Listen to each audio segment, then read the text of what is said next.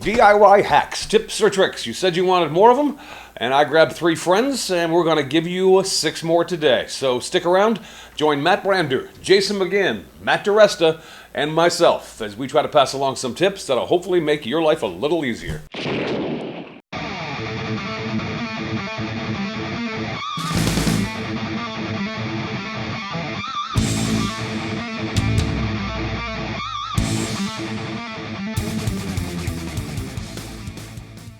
All right, let's just jump right into it. I've got a quick tip for you, and then I'm going to pass it off to our buddy, Matt Brander.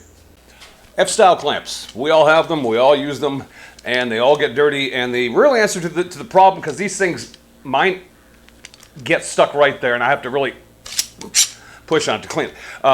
The answer is to clean the darn bar. But if you don't have time, and you're in a hurry, and you just got to get something done, there's a quick fix. Paste wax. Wax your bar.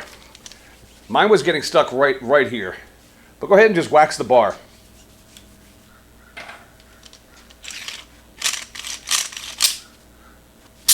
It works. Hey guys, Matt Brander here from Building Brander. A few quick tips we're going to go over today. First one, I guess, is just kind of a bonus tip feature. Anytime I got paintbrushes that are old and gunk, especially if they dry up and I don't clean them out in time, I don't throw them out right away. I'm going to use that to spread glue. And then once I've used it to spread the glue, might as well give it one last life before you throw the darn things out. So I got a couple of panels that I want to glue up just to thicken this board up here. So my first tip on this is going to be a lot of times when you're gluing up boards, when you put them on top of each other, they tend to want to run around and slide around a little bit on you. So what I'm going to do, I'm going to just put a little bit of common everyday table salt into that, just a tiny little pinch of it, and it'll just gives it enough grip. It's just enough to hold it in place so it doesn't run all over on you.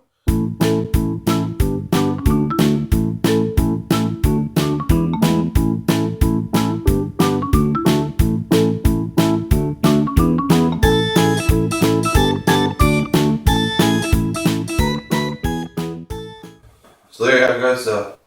Quick tip. Put a little bit of salt in there, stop your boards from running around when you got the glue. Awesome, Matt. Thank you. Appreciate that. That could come in helpful. Tell you what, I've got one quick one for you, then we'll get to my buddy, Jason McGinn. Your toolbox. You have one? Congratulations. No, I'm just kidding. This will pertain to some of you, but it won't pertain to all of you. Do you happen to live in a very humid climate?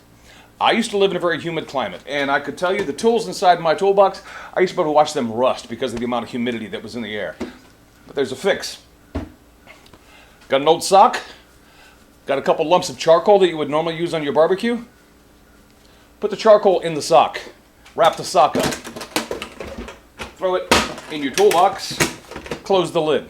Problem solved. Why? Because the charcoal absorbs every bit of moisture that would ordinarily land on your tools. Change the charcoal about once a year, you'll be good to go. Hey everyone, McGinn's Wood Shop here. Things are pissing you off in the shop? That's an indication that you just need a better way to do it. Stay tuned for this handy dandy tip where I show you how to divide a board into even parts. So in this case here, let's say we want to divide this by 7 equal parts. You take a ruler and you go ahead and start from an edge, anywheres. You can start anywhere along the edge. You just have to give yourself enough room, and you keep turning it. You pivot to from the bottom point to the number of divisions you want on your tape or ruler or whatever it is. So there we go. And now, with that done, I have 7 equal divisible points that I can just mark off. And now I have 1, 2, 3, 4, 5, 6, 7 pieces that are all the same size. Awesome, Jason. Thank you. I've got one more quick tip for you, but before we get to that, let's go see what my friend Matt DiResta has to offer. Hey guys, Matt DiResta here with another tip. If you're like us and you use a lot of wood fill, especially this brand DAP plastic wood, it's acetone based. So when it's hot, summertime, it gets all dried out. When you get to the bottom of the can, it gets all hard and nasty. You can literally add more acetone to the wood filler. Not too much, just a little bit. Grab a stir stick. Mix this around, mix it very thoroughly, nice and even, and you will literally end up with the wood fill looking like you just opened up a brand new can. So you've got a little painting project you need to do. Man, you can go walk into a paint store or big box store, their paint department, and spend a small fortune on some of those handy or needed accessories that they tell you you should get to do this job correctly. The fact of the matter is, you don't need most of them. Let me see if I can help you out and save you some money, at least on this one. Here's all you'll need for this handy painting accessories. A nail, a Sharpie, a razor knife, some string, an empty milk or water jug. Draw a little window on the milk jug. Cut the window out of the milk jug.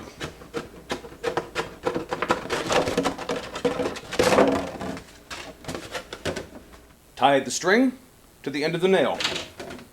Tie the other end of the string to the handle in the milk jug. Pour your paint in here. Don't fill it up too much. Take your paintbrush up through the hole. Grab your nail. Put it through the hole in the handle. Take your paint with you and your paintbrush with you wherever you need to go. Hey guys, Matt DeResta here with a quick tip for you. If you were like me and you woodwork and metalwork in the same shop, I would highly suggest anytime you create sparks that you hang around for at least 45 minutes to an hour after the last spark was created. The last thing you want to do is burn down your workshop. And I myself have actually burnt down a workshop. It's not a fun thing to deal with. It's not a fun thing to go through. So stay 45 minutes, do some other work, do some woodworking. Then when you're about to leave, do a perimeter check. Maybe go around with a spray bottle, spray any little piles of sawdust or anywhere that you saw sparks directly going. Just do whatever you can to make sure that there's not going to be a fire. Use your head, be smart, and your shop will be there when you get there in the morning. There you go.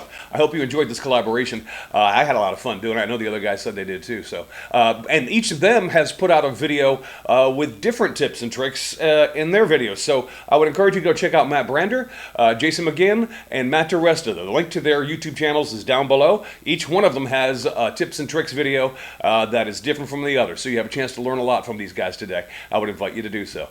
I appreciate you coming by. I hope you enjoyed it and got something out of it. You guys take care. Get out in your shops, make that first cut, and get something done.